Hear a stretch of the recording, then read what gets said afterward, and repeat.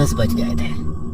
Mental hospital के room में एक सिस्टर रात की शिफ्ट का राउंड ले रही थी। राउंड लेते लेते वो रूम नंबर 11 के पास आके पहुंच गई। सिस्टर ने धीरे से दरवाजा खोला।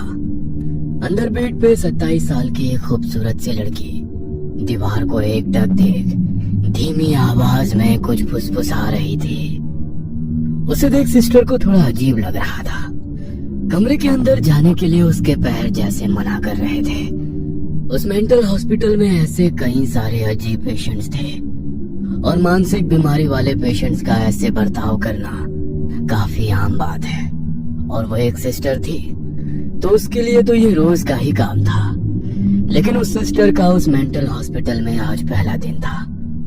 रात का सन्नाटा और अचानक से आती हवा के कारण होने वाली दस्तक उस खौफनाक मंजर में और भी डर पैदा कर रही थी।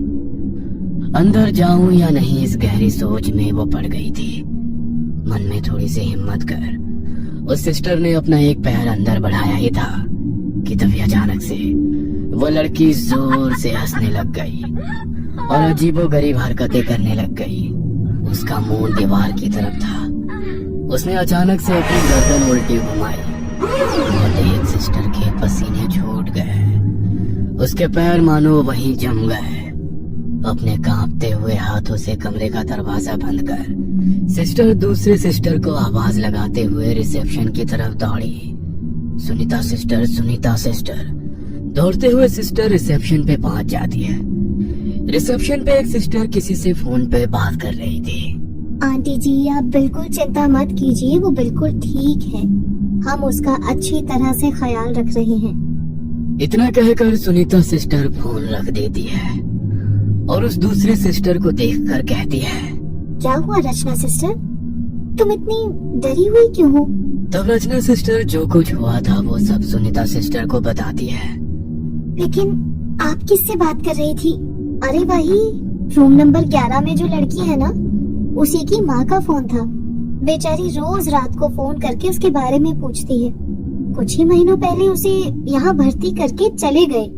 तब रचना सिस्टर जिज्ञासा भरी नजरों से सुनीता सिस्टर को देख पूछती है, आखिर हुआ क्या है उसके साथ? उसकी ये हालत कैसे हो गई? दिखने में तो काफी खूबसूरत है वो। हाँ, ऐसी हालत बस दोनों ही हालात में हो सकती है, जब कोई किसी से पागलों की तरह प्यार करे और वो उसे ना मिले, या फिर तब जब उस पे किसी रूह का साया हो। ये सुन रचना सिस्टर हैरान हो जाती है और कहती है, तो इसके साथ क्या हुआ? अफसोस दोनों। मतलब? तब सुनीता सिस्टर उसे नैना के बारे में बताने लग जाती है।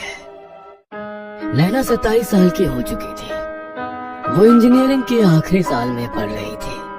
पूरे कॉलेज में नैना से खूबसूरत लड़की और कोई भी नहीं थी। कॉलेज के सारे लड़के नैना के पीछे पागल थे, लेकिन नैना ने अपने सपनों के राजकुमार की एक अलग ही कहानी बनाई थी। वो मन ही मन रोज उसके जिंदगी में आने वाले राजकुमार के सपने सजाती थी। नैना और उसके सपनों की दुनिया असल जिंदगी से काफी अलग थी। नैना अक्सर खुद से ही बातें करती और कभी कभी जोर से हंसती। उसको देख उसके माँ और पापा बहुत परेशान थे। उनकी बेटी की शादी की उम्र हो गई है और अब उसके लिए कोई अच्छा सा लड़का ढूंढना चाहिए, ऐसा उन्हें महसूस होने लगा। और उन्होंने कई सारे रिश्ते भी नैना के लिए लाए, लेकिन नैना हर रिश्ते के लिए मना कर देती, ये कहकर कि वो लड़का उसके सपनों के राजकुमार जैसा नहीं है जैसा उसने सोचा है। काफी सारे रिश्तों को बार बार मना करने के कारण नैना के लिए रिश्ते आने अब बिल्कुल ना के बराबर हो गए थे। इस बात से नैना के माँ और पापा बहुत परेशान थे, लेकिन नैना इस बात से बिल्कुल अनजान अपने ही सपनों की दुनिया में मगन थी। रात का समय था। रात के लगभग 12:30 बजे थे, लेकिन नैना अभी भी जाग रही थी। उसके कमरे की बत्ती अभी भी जल रही थी। नैना अपने कमरे के खिड़की के पास बैठे खिड़की से बाहर देखे अकेले ही मुस्कुराते हुए अपनी डायरी में कुछ लिख रही थी। उसे अक्सर डायरी लिखने की आदत थी। उस डायरी में उसने अपने होने वाले लाइफ पार्टनर के बारे में सब कुछ लिखा था। वो डायरी नैना के दिल के बहुत करीब थी, इतनी कि नैना की जान उसमें बस गई थी। वो मुस्कुराते हुए उस डायरी में कुछ लिख रही थी। नैना की ये हरकतें उसके माँ और पापा के लिए कुछ नई नहीं थी, इसलिए वो इस बात की तरफ ज्यादा गौर नहीं करते थे। अगले दिन नैना कॉलेज जाती है। आज नैना का 27वां जन्मदिन था। वो आज अपनी डायरी भी साथ ले आई थी। नैना के दोस्तों ने नैना का जन्मदिन काफी बढ़िया से मनाया। उसके ग्रुप में नैना की सबसे अच्छी दोस्त निशा और अभी कुछ महीने पहले ही दोस्ती हुए नए दोस्त ईशान और जतिन थे। दोनों मन ही मन नैना को पसंद करते थे, लेकिन ये बात दोनों ने अभी तक नैना से नहीं कही थी और ना ही एक दूसरे से। उस दिन नैना कॉलेज की लाइब्रेरी में अपनी डायरी में कुछ लिख रही थी और तभी अचानक उसे अपनी माँ का फोन आया। वो जल्दी जल्दी अपनी डायरी वहीं भूल गई। जतिन ने वो डायरी उठा ली और किसी का ध्यान नहीं है ये देखते हुए वो डायरी फटाक से अपने बैग में डाल ली। घर आके जतिन ने नैना की डायरी पढ़ना शुरू किया। जतिन एक एक पन्ना पढ़ता जा रहा था। वैसे वैसे उसके माथे पर एक शिकन सी आ रही थी और उसकी आंखों में एक अलग ही भाव दिख रहा था। रात के लगभग 1 बज गए थे। जतिन ने वो डायरी पूरी पढ़ ली और चेहरे पर एक टेढ़ी मुस्कान लिए वो डायरी को टेबल के साइड पे रखकर सो गया। उधर नैना के कमरे की बत्ती अभी भी जल रही थी, लेकिन अजीब बात ये थी कि आज नैना बहुत परेशान थी। उसका कमरा पूरा बिखरा पड़ा था और वो पागलों की तरह अपनी डायरी ढूंढ रही थी।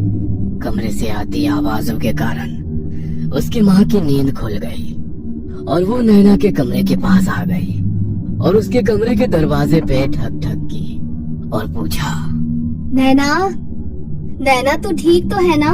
पर नैना का कोई जवाब नहीं आया। उसकी माँ ने उसे फिर से आवाज लगाई, नैना बेटा, तू ठीक तो है ना? हाँ माँ, मैं ठीक हूँ। बेटा, बहुत रात हो गई है, सो जा। इतना कहकर उसकी माँ सोने के लिए चली गई। इधर नैना को रोना आ रहा था। उसे ऐसा लग रहा था जैसे उसने अपनी सबसे कीमती चीज खो दी है, जिसमें उसने अपने सारे सपने संजोए थे। अपनी आंखें पोंछते हुए नैना ने कमरे की बत्ती बुझा दी और वो सो गई। काफी मशक्कत के बाद उसकी आंख लग गई। अगली सुबह नैना कॉलेज आई थी, लेकिन वो बहुत उदास लग रही थी। उसे उदास देख निशा ने उससे पूछा, क्या हुआ नैना, तुम इतनी उदास क्यों लग रही हो? निशा, मेरी वो डायरी तुम्हें याद है जिसमें मैं अपनी सारी बातें लिखती थी? वो कहीं खो गई, मुझे नहीं मिल रही। ईशान वहीं खड़ा था। उतने में जतिन वहां आ जाता है। जतिन को देख नैना की आंखें फटी की फटी रह जाती है। जतिन ने वैसे ही कपड़े पहने थे जैसे नैना ने डायरी में लिखा था। जतिन को देख नैना उसकी तरफ आकर्षित होने लगी थी। एक तरफ उसे डायरी खोने का गम था, लेकिन दूसरी तरफ उसे अपने सपनों का लाइफ पार्टनर मिलने की खुशी भी हो रही थी। जतिन ने आके नैना को शादी के लिए प्रपोज किया और जतिन की तरफ आकर्षित हुई नैना ने उससे हाँ कर दी। नैना और जतिन दोनों बहुत खुश हो गए, लेकिन ईशान के चेहरे पर बिल्कुल भी खुशी नहीं थी। उसका तो मानो दिल ही टूट गया था, लेकिन वह वहीं चुपचाप खड़ा सब देखता रहा। दिन ब दिन जतिन के प्यार का जुनून बढ़ता चला गया। वो नैना के प्यार के लिए पागल होने वाली हरकतें करने लगा। वो किसी को नैना के पास आने नहीं देता था, यहाँ तक कि उसने निशा को भी नैना से दूर कर दिया। एक दिन तो हद हो गई। जतिन ने ईशान के साथ मारपीट कर दी। जतिन नैना के प्यार के लिए अजीबोगरीब हरकतें करने लगा। कभी अपने पूरे शरीर पर नैना का नाम खून से लिखता, तो कभी अपने खून से लिखे लव लेटर्स नैना को भेजता। नैना को भी अब जतिन के ऐसे बर्ताव से डर लगने लगा था। एक दिन नैना जब जतिन के घर गई तो नैना को वहां उसकी डायरी मिल गई। अपनी डायरी को जतिन के कमरे में देख नैना हक्की बक्की रह गई थी। साथ ही में टेबल के ड्रॉअर में कुछ लव लेटर्स और लड़कियों की कुछ तस्वीरें भी मिली। नैना वो देख ही रही थी कि तभी वहां पर 40-45 साल का एक आदमी आ गया। उसे ऐसा अचानक देख नैना थोड़ी डर गई। तब वो आदमी बोला, अरे बेटा, डरो नहीं, मेरा नाम किशोर है, मैं जतिन का चाचा हूँ। मैं अपने काम के सिलसिले में बेंगलोर में रहता हूँ। हर हफ्ते यहाँ आ जाता हूँ जतिन का हालचाल पूछने। उस बेचारे का इस दुनिया में मेरे अलावा कोई नहीं है। उसके माँ बाप की एक रोड एक्सीडेंट में मौत हो गई। तब से उसके दिमाग पे एक गहरा असर पड़ा है। कितने ही दिनों से वो मानसिक बीमारी से लड़ रहा है। ये सुन नैना शॉक हो जाती है और कहती है, क्या कहा? मानसिक बीमारी? तब जतिन के चाचा कहते हैं, हाँ, मानसिक बीमारी। उसे ऐसा लगता है कि दुनिया की हर एक एंटीक खूबसूरत चीज उसके पास हो, इसलिए वो सारे एंटीक खूबसूरत चीजें इकट्ठा करता है और अपने घर में सजा के रखता है। ये देखो, पूरा घर ऐसी ही चीजों से भरा पड़ा है। नैना इधर उधर अपनी नजर घुमाती है तो उसे घर में बहुत सारी ऐसी एंटीक और खूबसूरत चीजें दिखाई देती है। नैना उन चीजों को देख ही रही थी कि तभी वो चाचा जी आगे कहते हैं, वो भावनाएं नहीं समझता, बस बाहरी खूबसूरती की ओर आकर्षित हो जाता है। और वो चीज अगर खराब हो जाए या बदसूरत हो जाए तो उसका नामो निशान मिटा देता है। जतिन के चाचा की बातें सुनकर नैना अंदर से पूरी तरह हिल चुकी थी। नैना ड्रॉअर में पड़े फोटो चाचा जी को दिखाते हुए पूछती है, और ये तस्वीरें किसकी हैं? तब वो चाचा कहते हैं, बेटा, ये जतिन की पहली गर्लफ्रेंड की तस्वीरें हैं। इन सबसे मैं बस एक ही बार मिला हूँ। हर बार मुझे उसके साथ कोई नई लड़की दिखाई देती थी। पता नहीं उनका क्या हुआ, वो कहाँ गई। मैंने कभी उससे ज्यादा पूछा ही नहीं, क्योंकि डॉक्टर ने जतिन से ऐसी कोई भी बात करने से मना किया था जिससे उससे गुस्सा आ जाए, नहीं तो वो गुस्से में आकर कुछ भी कर सकता है। नैना उन तस्वीरों को देख रही थी। हालांकि उन सभी तस्वीरों में एक बात कॉमन थी कि उन तस्वीरों में से वो सारी लड़कियां बेहद खूबसूरत थी। उस ड्रॉअर में एक फोटो और भी थी जो उल्टी कर रखी थी। नैना ने अपने कांपते हुए हाथों से वो तस्वीर उठाई और देखने लगी। वो तस्वीर देख नैना की आंखें फटी की फटी रह गई। वो तस्वीर किसी और की नहीं बल्कि उसकी खुद की थी। अपनी तस्वीर को उस ड्रॉअर में देख नैना के शरीर के मानो रोंगटे खड़े हो गए। धीरे धीरे अब सारी बातें नैना के समझ आ रही थी। नैना से अब वो सब बर्दाश्त नहीं हो रहा था। नैना भागते हुए अपने घर आई और अपने कमरे का दरवाजा बंद कर एक कोने में बैठ गई। वो जोर से चीखना चाहती थी लेकिन उसके मुंह से आवाज ही नहीं निकल पा रही थी। तभी सामने पड़ा उसका फोन बजने लगता है। जतिन का फोन आ रहा था। 10-12 रिंग होने के बाद भी नैना ने फोन नहीं उठाया। नैना के अंदर अब वो हिम्मत ही नहीं थी कि वो उससे बात करे। कई दिन बीत गए। नैना कॉलेज नहीं गई और ना ही किसी से मिली और ना ही किसी से कोई बात की। बस अपने कमरे का दरवाजा बंद कर अकेली अपनी डायरी को देखती बैठती रही। आज पहली बार उसे अपनी डायरी से नफरत होने लगी थी। उसी दिन अखबार के पहले पन्ने पर एक न्यूज आई थी कि एक लड़की के प्यार में निराश होकर एक लड़के ने अपनी बिल्डिंग से कूदकर अपनी जान दे दी।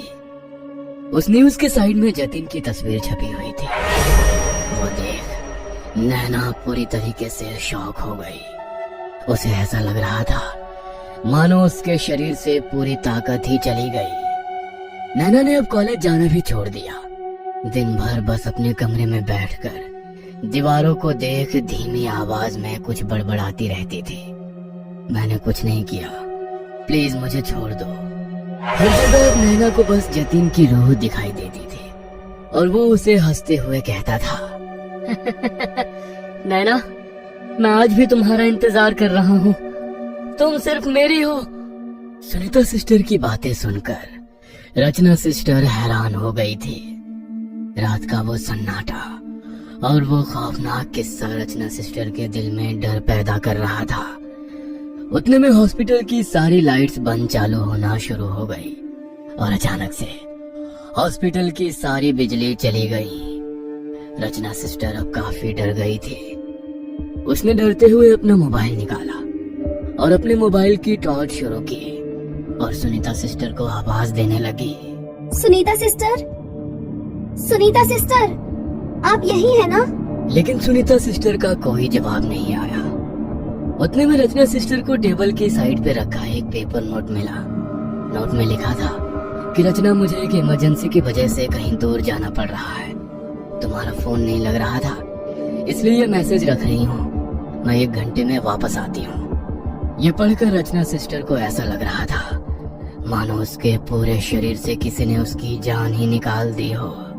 अपनी डर भरी निगाहों से रचना सिस्टर इधर उधर देख रही थी।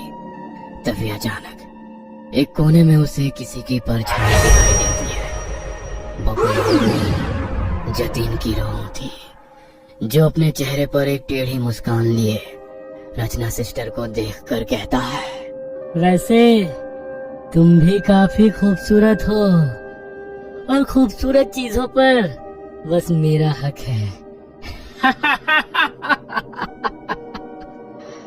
इतना कहकर वो जोर जोर से हंसने लगता है। सपनों की दुनिया और असल जिंदगी में बहुत फर्क होता है, इतना कि कभी कभी वो जिंदगी और मौत की हदें भी पार कर देता है।